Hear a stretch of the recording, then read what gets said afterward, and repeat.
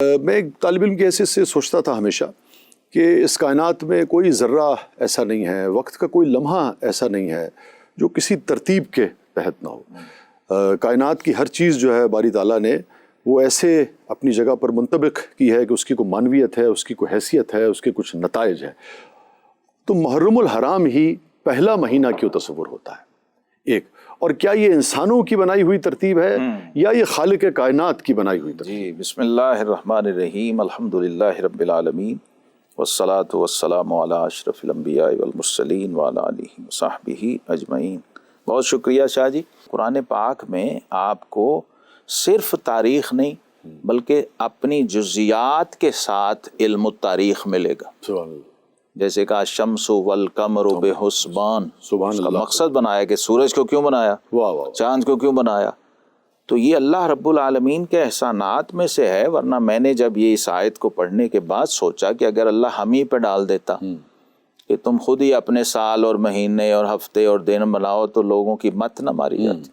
اور اس زمانے میں آپ کو یاد ہوگا کہ اپنی سہولت کے مطابق کیسے سفر کو آگے کر لیتے تھے، پیچھے کر لیتے تھے۔ لیکن ہوا یہ انسان نے تو یہ کیا، تخریب کا کام کیا ہے۔ تخریب کا کام کیا۔ تعمیر خالق کائنات نے اسی وقت فرما دی کہ بے شک اللہ کے نزدیک مہینوں کی گنتی 12 ہے، اس دن سے جب اللہ نے زمین و آسمان بنائے تھے۔ سبحان اللہ، سبحان اللہ۔ اب جو زمین و آسمان کو جانتا ہے، جو رات اور دن کے آنے جانے کو جانتا ہے اور دن اور رات کے فرق کو سمجھتا ہے، اس کو ذرا بٹھا کے کہیں کہ اگر یہ تمہارے ہی ذمہ ڈال دیا جاتا تو دن کے کتنے گھنٹے رکھتے، 12 کے رات کے کتنے رکھتے، مہینوں کی کیسے تقسیم کرتے، ہفتوں میں کیسے بانٹتے، دن کیسے۔ یہ اس خالق کائنات یہ وہی کر سکتا تھا جس نے یہ کارخانہ بنایا، کیا کیا اس لیے کر دیا، جس نے وہ چالیں متعین کی ہیں۔ اور پھر چاند، سورج اور وہ جو نظام فلکی وہ الگ سے پوری کائنات ہے، اور جو گلیکسیز ہیں اور وہ الگ۔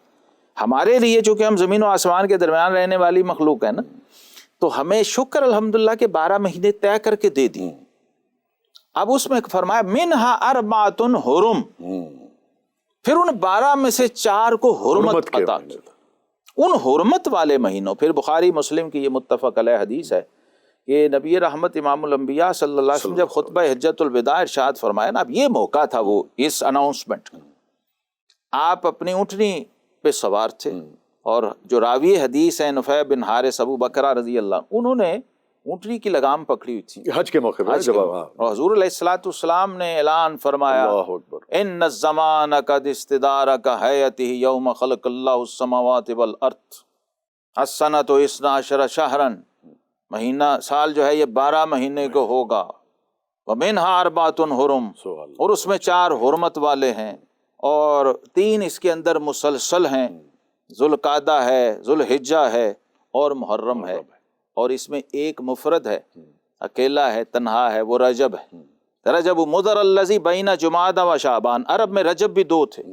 عرب کے بعض قبائل رمضان کو بھی رجب کہتے تھے، تو آپ نے فرمایا میں اس رجب کی بات کر رہا ہوں جو بین جمادی و شعبان، اس کے جو درمیان جمادی الثانی اور شعبان کے درمیان والا ہے، اس کی بات کر رہا ہوں، شعبان اور شوال کے درمیان والے رجب کی بات نہیں کر رہا ہوں۔ سبحان اللہ، سبحان اللہ۔ بنو مضر، یہ خود رسول اللہ صلی اللہ علیہ وسلم کا قبیلہ تھا، یہ لوگ بنو مضر جو ہیں، تو بنو قلب جو ہیں وہ رمضان کو رجب کہتے تھے۔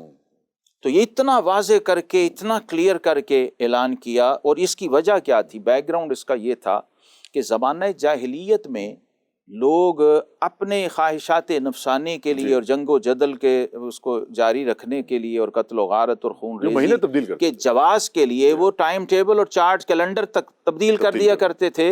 اور اگلی آیت 37 سورہ توبہ جو ہے وہ اس میں فرمایا انما النسیء زیادۃ فی الکفر، کفر سے بھی بڑا کفر یہ ہے کہ یہ تم اللہ کے بنائے ہوئے ٹائم ٹیبل اور چارٹ کو تبدیل کر دیتے۔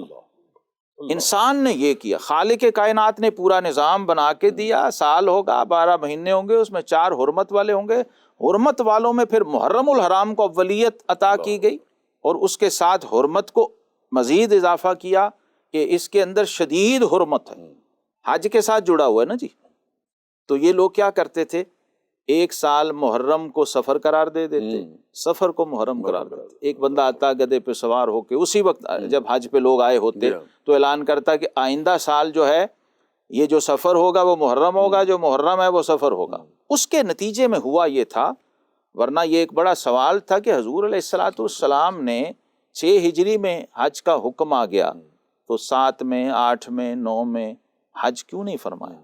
میرے اندر بھی تھا یہ سوال۔ وہ تب مجھے ملا کہ بھئی وہ ٹائم ٹیبل حج والا انہوں نے اتنا ڈسٹرب کر دیا ہوا تھا کہ حج ذوالحجہ میں ہو ہی نہیں رہا تھا، اتنی خرابی پھیل چکی۔ تو 37 سال بعد جا کر حج کا چارٹ بھی جو قدرتی ٹائم ٹیبل اللہ کا بنایا وہ اس پہ واپس آیا، اور پھر حضور علیہ السلام حج کے لیے تشریف لے گئے، اور وہاں اعلان کیا کہ لوگوں آج وقت کی سوئی گھوم کے اسی پہ ایگزیکٹ آ گئی ہے جس پہ اللہ نے اسے بنایا تھا۔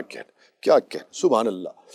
مشتاق بھائی، ہم دیکھتے ہیں کہ تاریخ میں، خاص طور پہ دین کی تاریخ میں 60-70% جو بڑے واقعات ہیں وہ ہمیں باقاعدہ یوم عاشور پہ ملتے ہیں، یہاں تک کہ قیامت تک کا آنا جو ہے، اور اس سے پہلے بھی حضرت نوح علیہ السلام کے حوالے سے، موسیٰ علیہ السلام سے بے شمار واقعات جو ہیں، میں چاہوں گا کہ آپ ہی اس کی تفصیل بھی بیان کریں، اور پھر اس کی انتہا جو ہے وہ پھر ہمیں یوم عاشور کے موقع پہ امام کی شہادت کے ذریعے نظر آتی ہے۔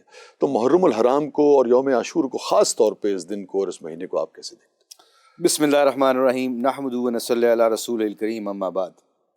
اللہ کا بہت لاکھ لاکھ شکر ہے۔ پہلے تو یہ زمین فخر کرے گی جہاں پہ اللہ اور اللہ کے رسول کی اور اہل بیت کی بات ہونے جا رہی ہے۔ یہ زمین فخر کرے گی اس دن، قیامت والے دن، کہ یہاں پہ اللہ کی بات ہوئی، اللہ کے نبی کی بات ہوئی، اللہ کے دین کی بات ہوئی، اہل بیت کی بات ہوئی۔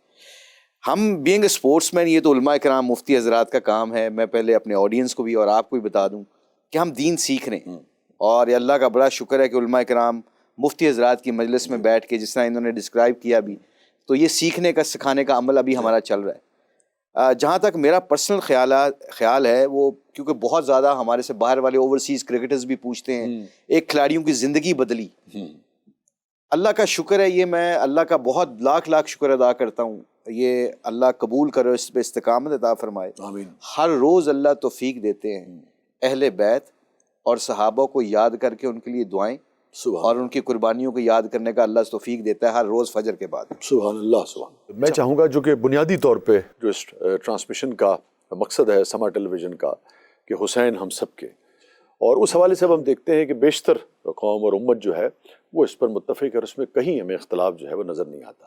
مزید اس کے اندر ہم اس بات کو آگے بڑھانے کے لیے کیا کردار جو ہے آپ سمجھتے ہیں علماء کرام کو خاص طور پہ ادا کرنا چاہیے، بسم اللہ الرحمن الرحیم؟ تاکہ اختلاف کے بجائے صرف اور صرف وہ جو فلسفہ ہے، فلسفہ شہادت ہے، جس دین کی سربلندی کے لیے امام نے اپنا سب کچھ لٹا دیا، اس پر پھر عمل کر سکیں۔ بسم اللہ الرحمن الرحیم، الحمدللہ وحدہ والصلاۃ والسلام علی من لا نبی بعد، اما بعد۔ بہت شکریہ شاہ صاحب، آپ نے وقت دیا۔ میں شروع کروں اگر محرم الحرام سے، تو پھر اس بات کی طرف آؤں تو میرا خیال ہے زیادہ مناسب ہوگا۔ خالق جو بات علامہ صاحب نے کی اس میں بھی آپ ایڈ کرنا چاہیں تو ضرور جی۔ خالق کائنات نے قرآن مجید فرقان حمید میں ارشاد فرمایا، یسألونک عن الأہلہ قل ہی مواقیت للناس والحج،